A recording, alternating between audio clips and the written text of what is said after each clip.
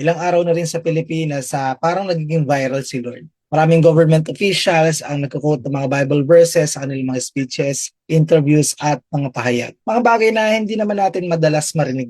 Bilang mga Kristiyano, natural lang na matuwa tayo no, kapag nakakarinig tayo na nagbabanggit ng mga salita ng Diyos sa mga publikong usapin. Napakasarap pakinggan kapag may mga leader na kumikilala sa Diyos at gumagamit ng mga talata mula sa Biblia. Pero kasabay nito, marami ring Pilipino at mga Kristiyano ang nagtatanong, ginagamit ba nila ang salita ng Diyos para gabayan ang kanilang mga desisyon o ginagamit nila ang salita ng Diyos para i-justify ang mga desisyon na ginagawa nila? Sa totoo lang, hindi lang ito pampolitikong tanong, no? Minsan kasi, mas madalas hanapin ang verse na sumusuporta sa gusto natin kaysa baguhin ang gusto natin para sumunod sa sinasabi ng Diyos. Maaari tayong magdasal ng, Lord, bless mo yung plano ko. Pero mas mahalaga siguro kung ganito, Lord, plano mo ba ito? May malaking pagkakaiba yung dalawang yon. Kapag ginamit tayo ng Diyos, handa tayong sumunod kahit hindi pabor sa atin ang resulta. Kapag tayo ang gumagamit sa Diyos, madalas gusto natin gamitin ang kanyang pangalan para magkaroon ng approval ang ating mga agenda. Ganito ang paalaala ng Panginoon. In Mark chapter 7 verse 6, it says,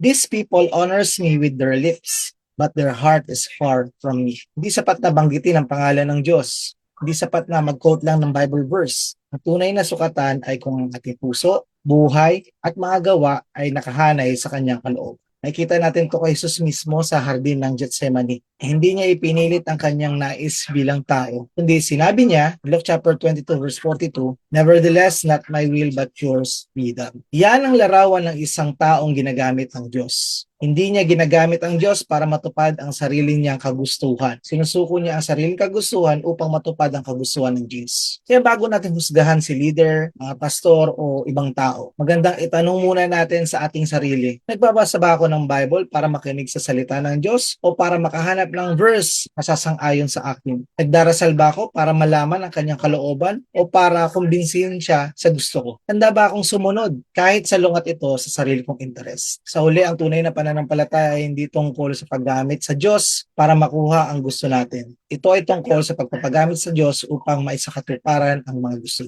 At kapag siya ang nasa sentro, hindi natin kailangang pilitin ang Biblia na sumang-ayon sa atin. Tayo ang dapat umayon sa Biblia. In Matthew chapter 6 verse 33, "Seek first the kingdom of God and His righteousness."